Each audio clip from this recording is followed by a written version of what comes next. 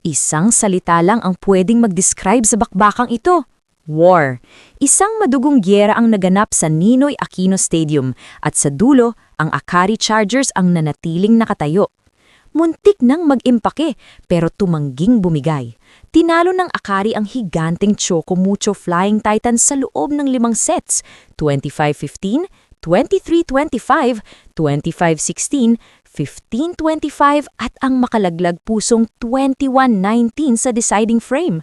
Buhay pa ang pangarap ng Chargers para sa PVL All-Filipino Conference Semifinals. Pero paano nga ba nila naitakas ang panalong ito laban sa crowd favorites na Flying Titans? Pag-usapan natin yan. Sa simula pa lang, kitang-kita na ang determinasyon ng Akari. Dinomina nila ang first set, 25-15. Pero alam naman nating hindi basta-basta susuko ang Choco Mucho. Bumawi ang Flying Titans sa second set, dikit na 23-25. Ganito ang naging takbo ng laro. Palitan ng suntok. Panalo ang Akari sa third. Bumanat naman ang Choco Mucho sa fourth. Pagdating ng fifth set, doon na natin nakita kung sino ang may bakal na dibdib. Kung titingnan natin ang stats, naging problema ng Choco Mucho ang consistency sa kanilang receive sa unang bahagi ng laban. Pero ang resiliency ni na Cici Rondina at Eya ang nagdala sa kanila para ma-extend ang laro. Sa panig naman ng Akari, kitang-kita ang chemistry ni na Mars Alba at ng kanyang mga attackers. Hindi sila natakot pumalo kahit gaano pa kalaki ang blocking sa harap nila. Dito na tayo sa main event, ang fifth set na tila ayaw nang matapos. Umabot tayo ng 21-19. Isipin nyo yun, lampas na sa regular 15 points. Akala ng marami, tapos na ang laban noong nakalamang ang Akari, pero humabol ang Choco Mucho. Sa score na 17-16, nakuha pa ng Flying Titans ang match point sa tulong ni Tia Andaya at isang dambuhalang block ni Kat Tolentino kay Ivy Lacsina. Pero heto ang tatandaan nyo, Ivy Lacsina is a different breed this conference. Hindi siya nabaon sa pagkakamali. Bumanat siya ng cross-court blast para itabla ang laro.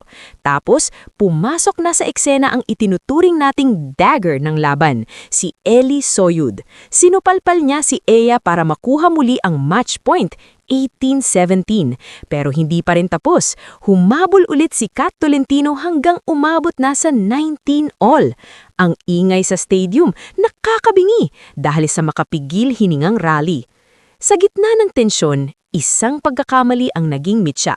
Nag-error sa service line si Lorraine Pecaña ng Choco Mucho. Isang maliit na siwang pero sapat na para sa Akari. Dito na pumasok ang cold-blooded na Ellie Soyud. Kalmado. Isang biting serve ang pinakawalan niya sa Zone 5. Naiwan sina Cici at Eya. Service ace! Doon na nagtapos ang marathon na tumagal ng 2 oras at 12 minuto. Bakit nanalo ang Akari? Simpleng sagot. Trust. Si Ivy Lacsina nagpakitang gilas ng 30 big points. Isipin nyo yon, 27 receptions at 10 excellent digs pa. All-around player, pero hindi lang siya ang bumuhat. Nakakuha siya ng suporta kay Ellie Soyud na may 18 points, Fifi Sharma na may 13, at Gretchel Soltones na may 11. Maski si Sed Domingo at Mars Alba ang nag-step up sa krusyal na sandali. Isang emosyonal na panalo ito para sa Chargers. Pero gaya ng sabi ni Ivy, hindi pa tapos ang trabaho. Dahil sa susunod nilang laro, ang tinitingalangang powerhouse na Creamline Cool Smashers na ang kanilang makakaharap. Do or die, buhay o kamatayan para sa semis ticket. Sa tingin nyo, kaya ba ng Akari naggapiin ang defending champions pagkatapos ng ganitong klasing laro? O mauubos ba ang stamina nila sa tindi ng pinagdaanan nila laban sa Choco Mucho? I-comment ang inyong opinion sa ibaba. Huwag kalimutang i-like ang video na ito at mag-subscribe para sa pinakasariwang update sa mundo ng PVL. Ako si Joust Valley, hanggang sa susunod na bakbakan. Bakit kita mo yung nails? Tingin lang. Ay, di ba? Kaan mo na lang ito. Di ba na? Oo, ate. Pare kayo maganda, nalis mo patingin? Hindi pa yan. Mahal na mahal kita. Barikay focusing. Barikay. Morning.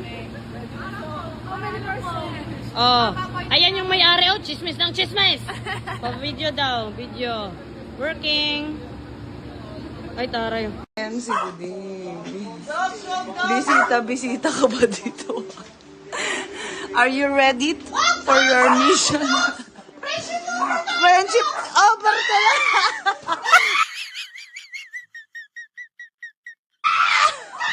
Ay, gago!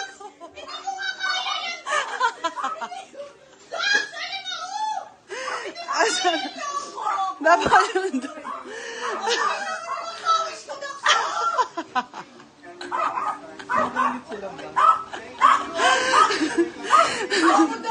Happy birthday. Paano yung himatay?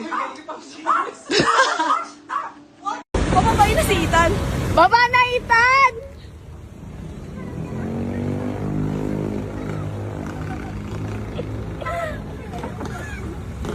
Parang may kumakatok.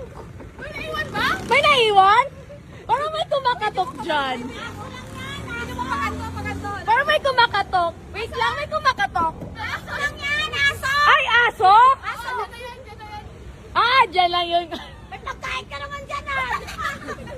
May flashlight yung dog. Ay, ibang dog to. Ba't may flashlight yung dog? Ala na, wala na yung susi. Eh, nasuffocate. Let's see. Pawis ka. Hoy! Mali ka na naman. Ano yung pawis na pawis? It's English. I'm wet.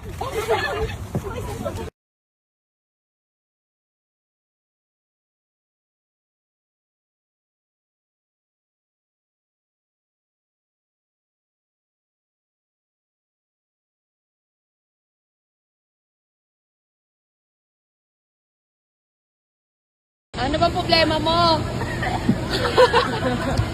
Sinabit-sabit ka pa. Paano ang warm up? Nag-warm up na ako kanina. Oh, sipag. Gusto mo, bro? Bro? Ano, may props yan. Oh. Pawis na ako kanina pa. Oh. Ano chismis sa inyo? Chismusa. Ha? Yung chismis daw, anong chismis sa Ilonggo? Ano? Gossip. Yung isa, other term. Alin? Other term? Other term. Ay, data gathering. Nasaan na ba? Yung nanay mo. Yung na... Ay, wag mo tignan! Ay! Ang colorful ah. Tingnan mo. Daming naman ang bulsa ko. Ay, paldo ah. Something for you. Walang yan. Binusa mo pa yan, tinapay mo. Bulsa ko. Blessing. Hindi mo naman sinabing may kadate siya. Hindi mo man lang pinakilala sa amin ni Tita Dors. Pasensya na, hindi din kami magkaintindihan. Ang sarap. Eh, Yummy! oh, hi kayo dyan. Hi sa vlog ko. Hi, vlog. Hi vlog! Yummy. Iba yung anong ganito kasi. Tama? Kaya ko. Kaya isa ka pang ginawa kanina eh. Tama naman, di ba, guys? I-compare mo kung sino mas magaling sa amin dalawang.